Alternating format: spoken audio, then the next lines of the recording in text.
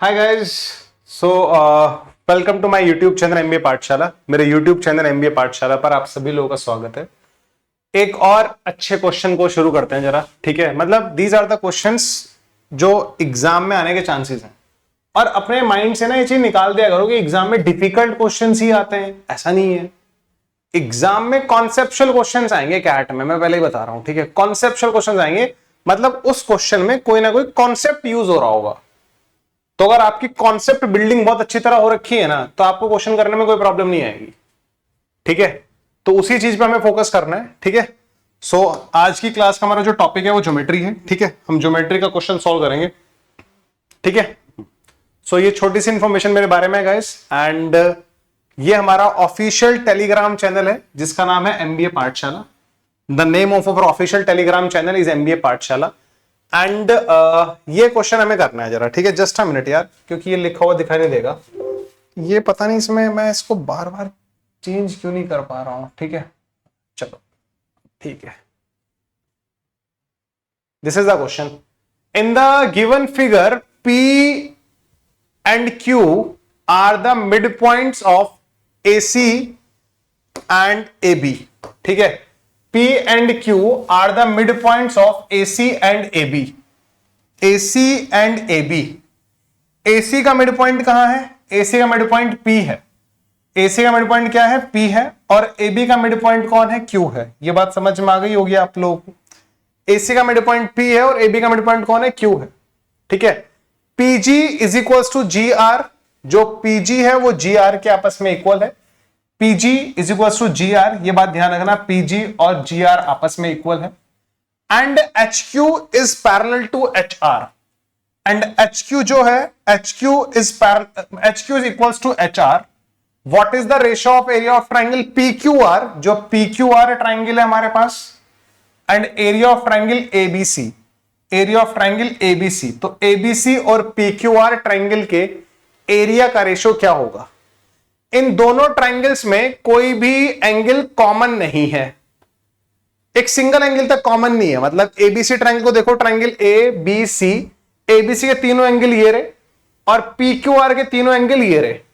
हाँ, इक्वल वाला पार्ट जरूर दिया हुआ है अपने को, ठीक है। और ये भी मेंशन्ड है, P is also the mid point of AC, P is the mid point of AC। तो ये रहा P, AC का मिड पॉइंट है, यानी कि ये वाला पार्ट इसके इक्वल होगा। Q is the mid point of AB, जो Q है वो AB का मिड पॉइंट है, यानी कि ये Q AB का मिड पॉइंट है, ये भी हमें दिया हुआ है। अच्छा, सबसे पहली बात, मिड पॉइंट्स का बहुत जिक्र किया जा रहा है, तो मिड पॉइंट से रिलेटेड मुझे याद आती है मिड पॉइंट थ्योरम। तो according to the mid point theorem, according to the mid point theorem, ये P इस साइड का मिड पॉइंट है, ये Q इस साइड का मिड पॉइंट है। तो ये जो लाइन है PQ, क्या ये BC के पैरेलल होगी? क्या जो लाइन है PQ ये BC के पैरेलल होगी क्या? हाँ या ना?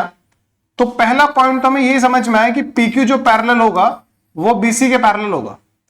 PQ is parallel to BC। दूसरा पॉइंट समझने की कोशिश करो जरा, दूसरा पॉइंट समझने की कोशिश करो। यहां पे जो हमें दिया हुआ है कि PG GR के इक्वल है, PG is equal to GR and HQ is equal to HR। PG is equal to GR and HQ is equal to HR। PG GR के इक्वल है और HQ HR के इक्वल है।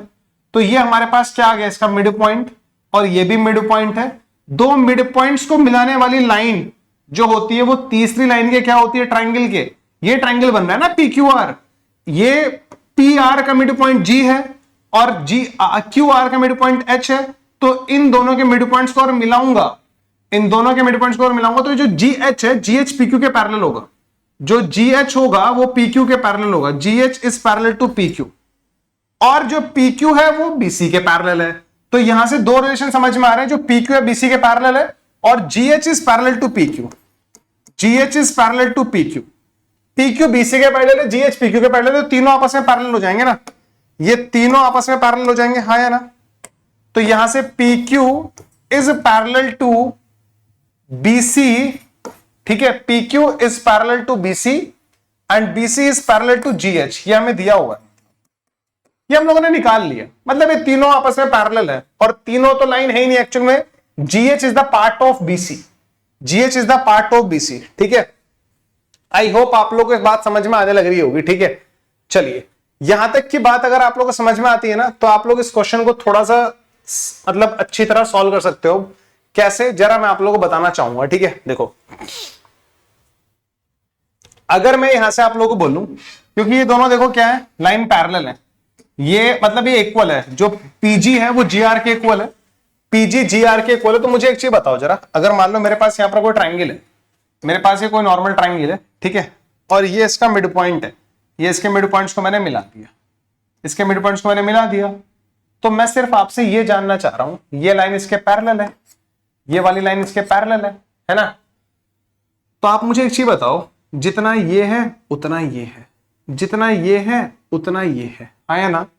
तो simple सा point मेरा ये है, अगर मैं यहां से परपेंडिकुलर ड्रॉ करता हूं, अगर मैं यहां से परपेंडिकुलर ड्रॉ करता हूं, ये 90 डिग्री यहां भी बनाएगा, 90 डिग्री यहां पर ही बनाएगा ना। बिल्कुल क्लियर पॉइंट है ना, इसमें कोई दिक्कत तो नहीं है। तो ये दोनों ट्राइंगल सिमिलर भी हो जाएंगे, आप लोगों को पता होगा, मतलब ये छोटा सा ट्राइंगल और ये इस बड़े वाले ट्राइंगल दोनों आपस में सिमिलर हो जाएंगे। सिमिलर हो जाएंगे तो जो रेशो इन दोनों की साइड्स का, जो रेशो इस और इस साइड का आएगा, वही रेशो इस और इस साइड का आएगा। ये भी क्लैरिटी होनी चाहिए आप लोगों को। तो मेरा पॉइंट ये है, अगर ये दोनों बराबर हैं, ये रेशो 1:1 है, तो ये रेशो भी तो 1:1 होगा, ये वाला रेशो भी तो 1:1 होगा। तो मैं आज से ये कह सकता हूं क्या, अगर मेरे पास कोई भी ट्राइंगल है और ये उसका मिड पॉइंट है, इधर ये उसका मिड पॉइंट है, मिड पॉइंट्स को मैंने मिलाया और ऊपर वाले वर्टेक्स से परपेंडिकुलर ड्रॉ किया, तो अगर ये मेरे पास x होगा तो ये भी तो मेरे पास x होगा, बोल सकता हूं ना दोनों बराबर होंगे। ये बात मैं बिल्कुल क्लियरली बोल सकता हूं। तो मैं आपसे यहीं पर यही पूछने वाला हूं बच्चे, ठीक है, मैं यहां पर आपसे यही पूछने वाला हूं, अगर मैं यहां से एक परपेंडिकुलर ड्रॉ करता हूं, ठीक है, मैंने ए से नीचे परपेंडिकुलर ड्रॉ किया, मैंने ए से नीचे परपेंडिकुलर ड्रॉ किया, तो ये बनेगा परपेंडिकुलर यहां पर। मान लो ये पॉइंट हमारे पास यहां पर क्या है, m है, तो मैं बोल सकता हूं ना जो ए एम होगा वो m, इसको कुछ बोल दे यार, mx बोल देता है, am mx के बराबर होगा, am mx के बराबर होगा। अभी तो मैंने पढ़ा है ना, क्योंकि ए बी सी ट्राइंगल में पी क्यू मिड पॉइंट है, इस साइड का और इस साइड का। तो मिड पॉइंट्स वाले केस में हम लोग क्या है, मैंने परपेंडिकुलर ड्रॉ किया, ये यहां पर भी 90 डिग्री बनेगा। अभी मैंने बताया था ये छोटू ट्राइंगल इस बड़े वाले ट्राइंगल के क्या हो जाएगा, सिमिलर हो जाएगा। सिमिलर हो जाएगा तो कॉरस्पॉन्डिंग साइड्स के रेशो बराबर होंगे, जितना ये होगा, ये रेशो 1:1 है, तो इन दोनों का रेशो भी 1:1 होगा। अगर ये 1 है तो ये भी 1 होगा। That's it. मैं इतनी बात बोलना चाह रहा हूं बस आप लोगों को, और कुछ नहीं बोलना चाह रहा, ठीक है। दूसरी बात, अगर आप लोग थोड़ा ध्यान से देख पा रहे हो ना, यहां पर आपको ये दिखाई देता है क्या, ये वाला ट्राइंगल, ये वाला ट्राइंगल दिखाई देता है। इस वाले ट्राइंगल में भी मैंने क्या करा, ऊपर वाले वर्टेक्स से परपेंडिकुलर ड्रॉ कर दिया, ऊपर वाले वर्टेक्स से मैंने परपेंडिकुलर ड्रॉ कर दिया, ये बना यहां पर परपेंडिकुलर और यहां पर ये परपेंडिकुलर। तो सेम सिनेरियो यहां पर देखने को मिल रहा है अपन लोगों को। ये वाला ट्राइंगल जो है, इसमें G मिड पॉइंट है इस वाली साइड का, H मिड पॉइंट है इस वाली साइड का। तो मिड पॉइंट वाले केस में क्या होता है, जो लेंथ इसका होगा वही लेंथ इसका होगा, जो लेंथ इसका होगा वही लेंथ इतना इसका होगा। अच्छा, इसका लेंथ कितना होगा, इसका लेंथ कितना होगा, जितना इसका लेंथ है, क्योंकि दोनों लाइन पैरेलल है ना, ये वाली लाइन इसके पैरेलल है। तो अगर मैं यहां पर बोलने लगूं ये हमारे पास n है, ये हमारे पास y है, तो क्या एन वाई एम एक्स के इक्वल नहीं होगा, क्योंकि पैरेलल लाइंस के बीच का डिस्टेंस है। पैरेलल लाइंस, ये दोनों लाइन पैरेलल है ना, ये वाली लाइन इसके पैरेलल है, एन वाई और एम एक्स इक्वल होंगे ना। अगर मान लो ये 1 है तो ये भी 1 होगा, और अगर ये 1 है तो ये भी 1 होगा, ये 1 है तो ये भी 1 होगा। तो इस वाले ट्राइंगल की हाइट कितनी आ गई, 1 और 1 2। ऐसे ही इस वाले ट्राइंगल की हाइट कितनी आ गई, 1 और 1 2। इन दोनों ट्राइंगल्स की हाइट का रेशियो कितना आ रहा है, सेम आ रहा है, हाइट सेम आ रहा है। दो ट्राइंगल्स का हाइट क्या आ रहा है, सेम आ रहा है, हाँ या ना। मतलब ट्राइंगल ए बी सी और ट्राइंगल पी क्यू आर का हाइट सेम है। जब दो ट्राइंगल्स का हाइट सेम है, अगर दो ट्राइंगल्स का हाइट सेम है बच्चे, तो area of triangle P Q R upon area of triangle A B C, यही पूछा था क्या, upon area of triangle A B C कितना होता है, हाफ बेस इंटू हाइट, यही होता है ना, हाफ बेस इंटू हाइट। तो मैं लिखूंगा नहीं इसको, बस मुझे पता है कि दोनों की हाइट बराबर है, मुझे पता है दोनों की हाइट बराबर है, तो दोनों की हाइट बराबर है, तो हाफ हाइट, नीचे भी आएगा हाफ हाइट, तो हाफ से हाफ हाइट साइड कट जाएगा। तो अगर दो ट्राइंगल्स की हाइट सेम है तो उनका एरिया का रेशियो उतना ही होगा जितना उनका बेस का रेशियो होगा। उन दोनों ट्राइंगल्स के एरिया का रेशियो उतना ही होगा जितना उनका बेस का रेशियो होगा। तो area of triangle P Q R का बेस कितना है, बेस पी क्यू आर का बेस कितना है। अच्छा बताओ, जो पी क्यू है PQ is parallel to BC, तो मैं बोल सकता हूं ना PQ is half of BC using mid point theorem. PQ अगर BC के पैरेलल है तो BC का आधा भी तो होगा। तो PQ का बेस क्या आ रहा है? PQ ट्रायंगल का बेस इधर PQ आ रहा है और ABC ट्रायंगल का बेस कितना आ रहा है? BC आ रहा है। PQ BC का रेशियो कितना आता है? 1/2 आता है। तो area of triangle PQR to area of triangle ABC is also 1/2।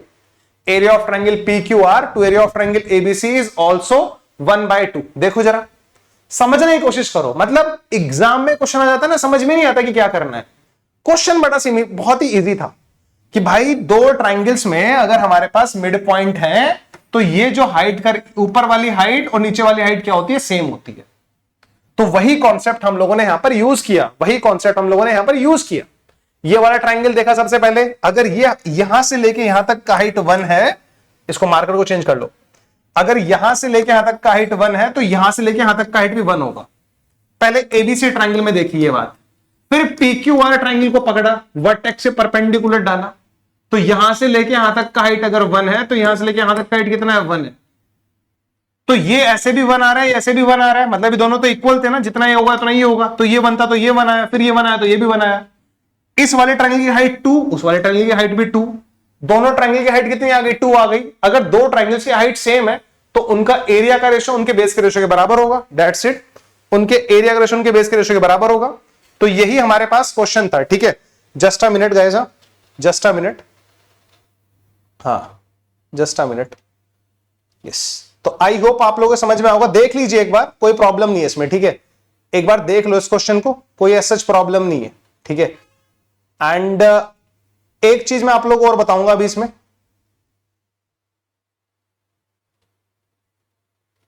एक चीज आप लोगों को जो इसमें और करनी है ना, वो ये है कि आपको ना थोड़ा सा स्मार्टली खेलना है।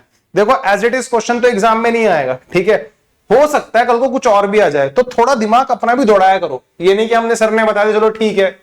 ये जो मैंने 8-9 क्वेश्चंस कराए हैं ना, लिटरली बहुत ही प्यारे प्यारे क्वेश्चंस हैं, सारे कॉन्सेप्चुअल बेस्ड क्वेश्चन है। अगर आपने पूरी ज्योमेट्री की प्लेलिस्ट, जिसका लिंक मैंने इस वीडियो के डिस्क्रिप्शन में दिया हुआ है, अगर आपने वो पूरी प्लेलिस्ट देख ली ना बच्चे, तो आपको इतनी कॉन्सेप्चुअल क्लैरिटी हो जाएगी ज्योमेट्री क्वेश्चन को लेकर, अलग ही मजा आ जाएगा। ठीक है, चलिए